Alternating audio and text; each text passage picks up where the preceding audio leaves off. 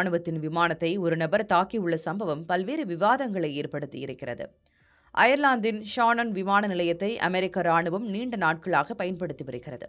அந்த வகையில் தற்போது ஈரானின் போர் நடவடிக்கைக்கு எரிபொருள் நிரப்ப இந்த விமான நிலையத்தை அமெரிக்கா பயன்படுத்தி வருகிறது.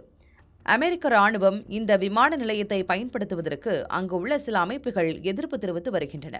இதனிடையே கடந்த ஏப்ரல் 11ஆம் தேதியன்று காலை 9:50 மணியளவில் 40 வயது மதிக்கத்தக்க ஒரு நபர் ஷானன் விமான நிலையத்தின் பாதுகாக்கப்பட்ட பகுதிக்குள் அத்துமீறி நுழைந்து அங்கு நிறுத்தப்பட்டிருந்த அமெரிக்க விமானப்படையின் C-130 ஹெர்கியூலஸ் என்ற ராணுவ போக்குவரத்து விமானத்தின் இறக்கையின் மீது ஏறியுள்ளார். பின்னர் அந்த விமானத்தில் சுத்தியல் போன்ற பொருளால் அடித்து தாக்குதல் நடத்தினார். அதன் பின்னரே அங்கிருந்த பாதுகாவலர்கள் இதனை கவனித்து அந்த இடத்துக்கு வந்து அந்த நபரை கைது செய்தனர். இந்த சம்பவத்தை தொடர்ந்து விமான நிலையத்தின் செயல்பாடுகள் சுமார் 25 நிமிடங்கள் நிறுத்தி வைக்கப்பட்டன. இந்த நபரால் விமானத்துக்கு சிறிய அளவிலான சேதம் ஏற்பட்டுள்ளது என அந்நாட்டு ஊடகங்கள் செய்தி வெளியிட்டுள்ளன. அதே நேரம் இந்த சம்பவத்தில் ஈடுபட்ட நபர் குறித்த எந்த விவரமும் இதுவரை வெளியாகவில்லை.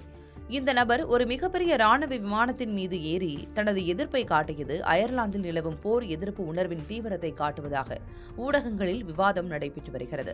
மேலும் ஒரு தனிநபர் இவ்வளவு பெரிய பாதுகாப்பையும் மீறி விமானத்தின் மீது ஏறியது விமான நிலைய பாதுகாப்பில் உள்ள ஓட்டையையும் வெளிச்சம் போட்டு காட்டியிருப்பதாகவும் விமர்சனம் எழுந்திருக்கிறது.